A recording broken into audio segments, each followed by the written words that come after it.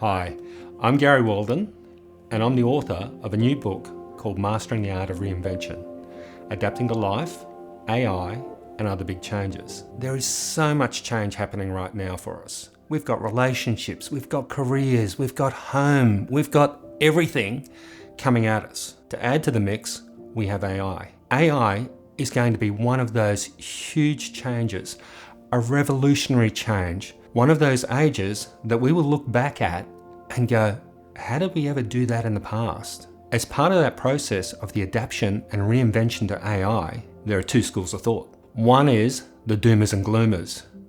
And the doomers and gloomers are saying the world is going to change and it's not going to be one that's good for humanity. That's one school. Okay, let's leave that there. The other school is look at the opportunities available to us right now. We have so much that we can do. When was it that you remember that you could sit there and create an image, create an app, create a website without having to pay tens of thousands of dollars to somebody who's a specialist in that? It now gives you the ability to be the expert. That's pretty cool. When we're talking about reinvention, we need to have a process that enables us to survive and thrive when big change happens. As I said, it's not only for us personally, but also for us to be able to make the best of the new world we're moving into. And of course, our personal stuff is going to keep doing what it does along the journey. Let's talk reinvention.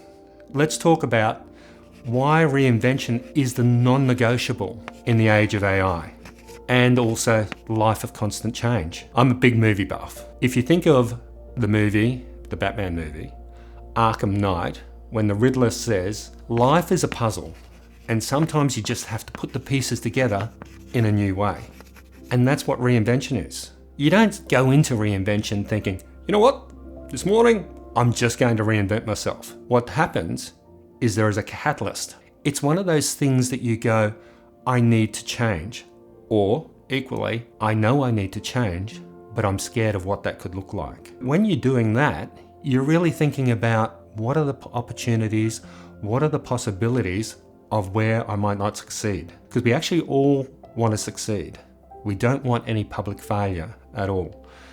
The statistics are that 5 out of every 10 of us will not go and chase a dream because the fear of failure is stronger than the passion to follow that dream. Now that's pretty huge.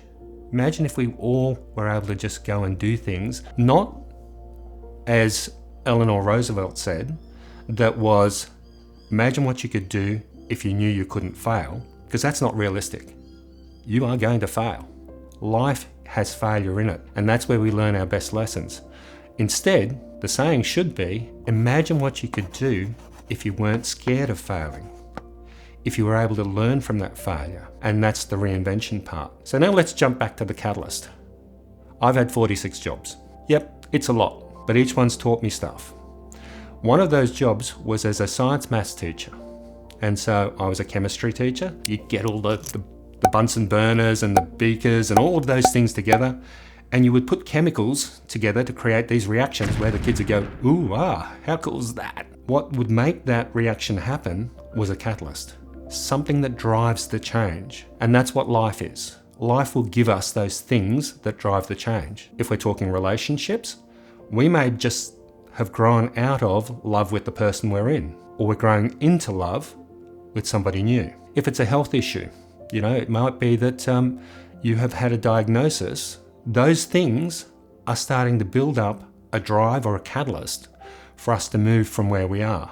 We know that we need to move forward, because if we don't, we're going to be stuck, and that health issue will just get worse and worse the more we ignore it. Reinvention isn't always a negative thing. It could be you get a promotion. Almost every leader that I've worked with as a transformational consultant has gone through this imposter syndrome. Even if they're in the job for years, imposter syndrome is still there. They're sitting there as a leader going, should I be in this role? Do I fit this role? Do I belong here? Does everybody else see what I'm seeing inside my head that I don't think I'm that great at it? If you're able to then go, how do I move from that part of being an imposter to being, yes, this is a great thing, that's reinvention. Even moving houses, you move to a new address. That probably means that you're going to have to take a new route to get to work. You're going to have to find a coffee shop that you love the taste of coffee in. All of those things are a change. It requires us to adapt. Now, I started that conversation with AI. All parts of our life will be impacted by that. And so when you think about that, you go, okay, what am I going to do? What is my role in this? There was a recent interview with a Google executive or an ex-executive. His view was that within the next 6 years, we will be servants to AI. I kind of probably like to take a bit more of a positive view of the world, and that is there's opportunities available to us, but it is going to impact us. Even my job, for example, of helping organisations deliver large projects and programs of work will be impacted.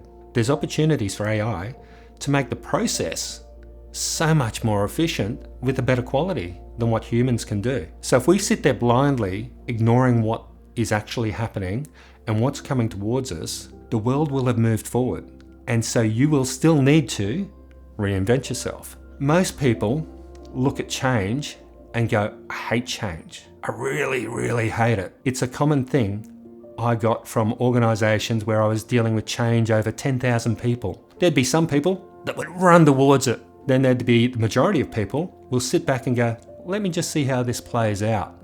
And then there's this other group right at the back end that would be going, nah, I don't fit into this. I don't want to change.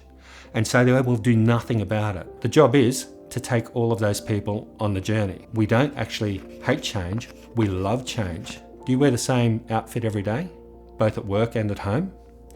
Do you eat exactly the same meal for every one of those breakfast, lunch and dinners? No, you don't. It'd be boring. That's where we know we actually love change. The difference is we love change when we're in control. The only thing we can control is how we respond to it. That's why using reinvention is such an important part, to have a process that's going to take you from start to finish. You might say, I don't think I'm ready for it. You were built for it. You think about it. From the day you were born, you've been reinventing yourself. Toddler, starting to walk. That's reinvention. And you know what? Along the process, as you started to walk, you'd fall, you'd stumble, you'd think, what about this? How do I learn from that? And eventually, you nail it. You know, your parents are screaming and they're going, woohoo, best walk ever, first steps. Then you go, okay, so now I've become a teenager. That's a reinvention as well. I've gone and finished school and I'm starting to think university. Reinvention. I've got my first job. Reinvention. Look, I'm in a relationship. Reinvention. I'm out of a relationship. Reinvention. All of those things are about reinvention. As we get older, like me personally, I go, okay, I always saw myself as this younger person, and in my head I still do. I look in the mirror and I've gone, okay, I need to adapt and adjust accordingly. Reinvention. There are some facts that I think are really fascinating. Our skeleton reinvents itself every 7 to 10 years. That means we get a whole new skeleton. The cells that we have reinvent themselves every 21 days. Blood cells reinvent themselves every 120 days. Our skin cells are every 27 days. That means we get a new suit of skin 13 times a year. We are reinventing ourselves daily at a cellular level as well as at a physiological level. So we are actually built for reinvention. The stopper is the fear of the unknown, the fear of failure. In Mastering the Art of Reinvention, we talk about how are you going to go through a process that enables you to acknowledge and recognize the fears, but still actually take the first step to where you need to be or where you want to be. Reinvention can be a choice. You can choose not to, and you'll be stuck trying to fit into a world that you no longer belong in. Or you can choose to change. Both are a choice and both are within your control. That's why reinvention helps you keep up and ahead of the changes where you can see them coming. Because not all changes you can see coming. You've just had a blood test and you've gone, yeah, cool, okay, that's fine. But then all of a sudden the doctor gives you that call. You need to come and see me. Got some bad news. That is the equivalent of somebody barging through the door and going, time to change. You don't get a chance to adapt. You do have to adapt, but it's going to happen after the news. If you're going the positive way, you're starting to build a relationship. You meet somebody at a coffee shop. You have a little bit of banter. How cool is that? You then catch up for a coffee. Even better. You know what? There's something in this. You are adapting and getting ready to reinvent yourself as somebody in a relationship. And it's not that easy. We talk about it as this emotional thing that we want to connect to. When we get into having to adapt and be in somebody else's world as well, and have them in our world, that means we start to think about, I have to compromise on some things. I have to adapt and think about this other person. You are reinventing yourself, and you are reinventing yourself on a regular basis. When we talk about reinvention, it is about change. It is about facing your fears. It is about moving forward and not staying stuck and not living in the past. With reinvention, yeah, I wrote a book about it. Should you be following this absolutely line by line? No. And equally, if somebody else tells you how to live your life, you shouldn't be following that.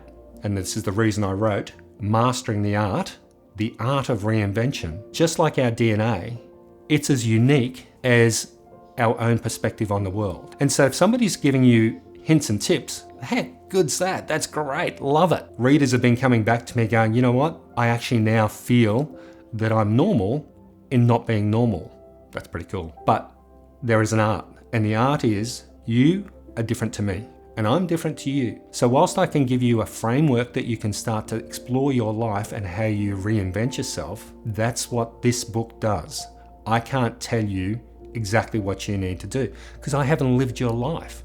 Look forward to seeing how you went about reinventing yourself with the framework that is in Mastering the Art of Reinvention. If you want to grab a copy of Mastering the Art of Reinvention, which you should, it's really good. There's several ways you can do that. Number one is there's an Audible book out, or jump into Amazon or any of the bookshops. Have a look around, and if you wanted to reach out and get one signed, then jump onto www.garywalden.com. You will enjoy it.